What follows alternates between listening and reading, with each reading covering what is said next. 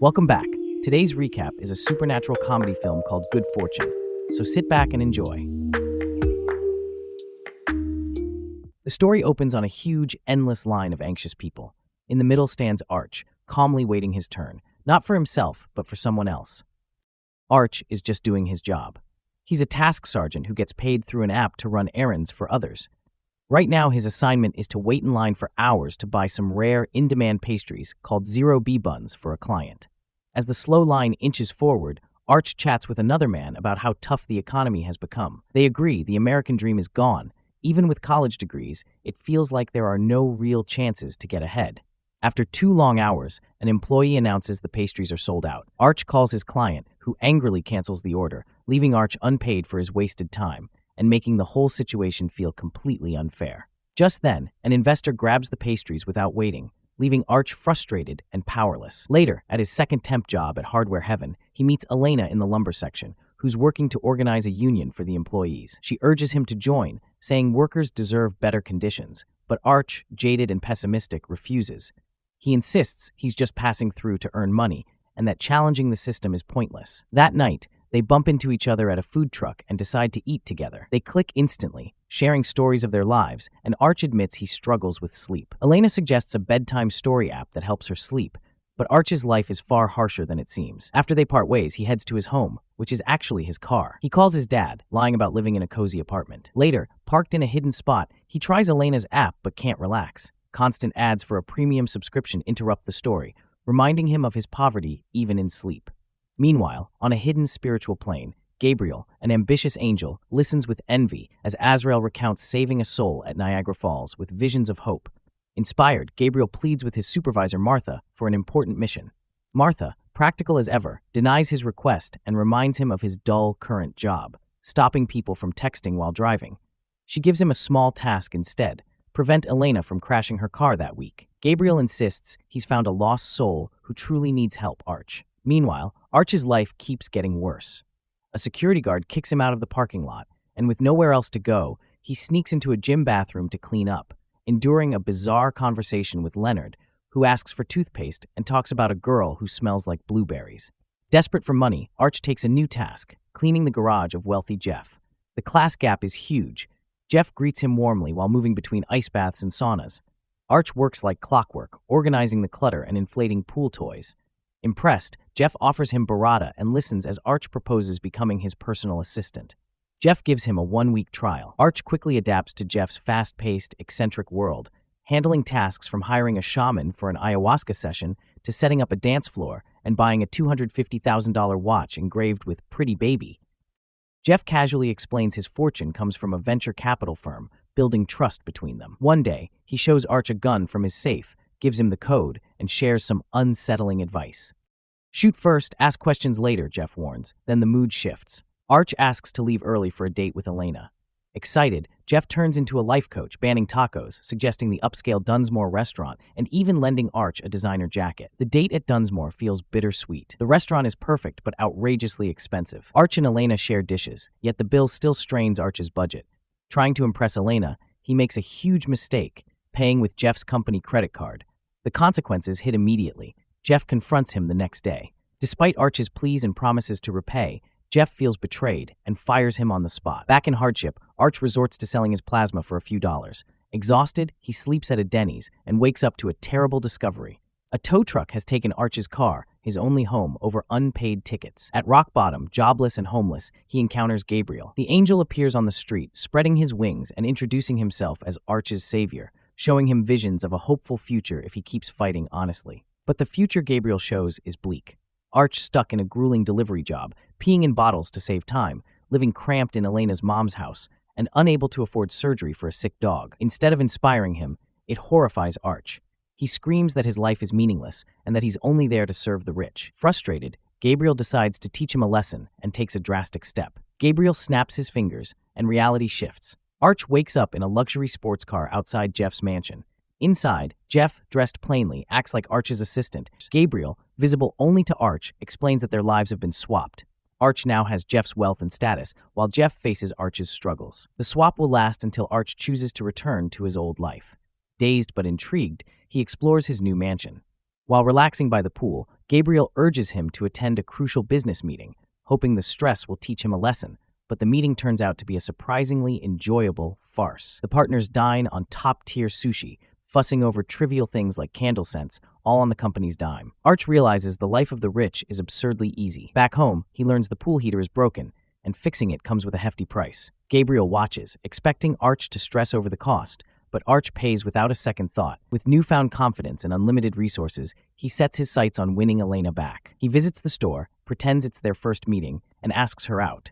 This time, he takes her to the same pricey restaurant, but they order the most exclusive dishes without worrying about the cost. At the end, the manager announces their dinner is free, a perk for VIP clients. When the trial week ends, Gabriel confronts Arch, expecting him to realize money can't buy happiness and want his old life back. He's wrong. Arch refuses, choosing the comfortable, wealthy life of Jeff over his old struggles. Gabriel tries to pressure him, but is horrified to realize a heavenly rule. Change can't be forced, it must be chosen willingly. Arch refuses to return, remaining stuck in Jeff's life indefinitely. The mission is a complete failure. Martha scolds Gabriel for his arrogance and for altering so many lives. As punishment, Martha rips off Gabriel's wings and strips him of his powers. Banished to the human world, he's vulnerable, visible to all.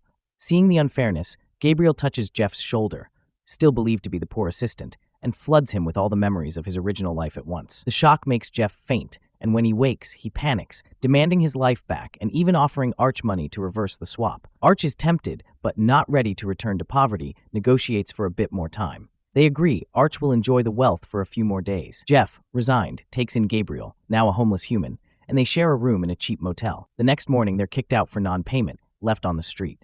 Karma hits Jeff hard, forcing him to endure the harsh reality Arch faced daily. He tries working for the delivery app with Arch's old car, but it's a disaster.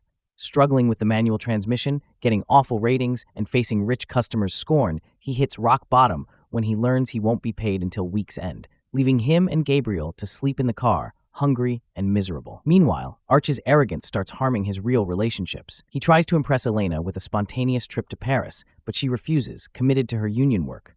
Blinded by ego, Arch dismisses her efforts and implies her fight is pointless. Disappointed by Arch's arrogance, Elena distances herself. Distracted and upset, Arch repeats his earlier mistake, texting while driving.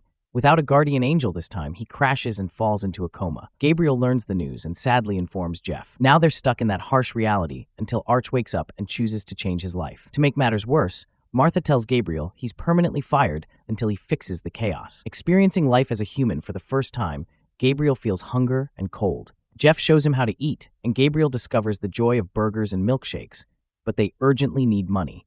Jeff tries returning to his old investment firm, but is thrown out by security, unrecognized. With no options, Gabriel takes a dishwashing job. The joy of his first paycheck fades when taxes leave him barely enough to survive. Weeks later, Arch wakes from his coma. Jeff, seeing a delivery notification at Arch's old address, realizes Arch is back and rushes to the mansion, eager to reclaim his life. The encounter is frustrating. Arch pretends not to recognize Jeff, claiming memory loss from the accident, and even hands him a medical pamphlet to back it up, leaving them stuck in misery. Desperate, Jeff asks to speak to a higher authority, but Gabriel admits he has none. He's now a mortal who smokes to cope with stress. Undeterred, Jeff urges Gabriel to fight to reclaim his wings. Inspired, Gabriel realizes the chaos began when he failed his mission with Elena.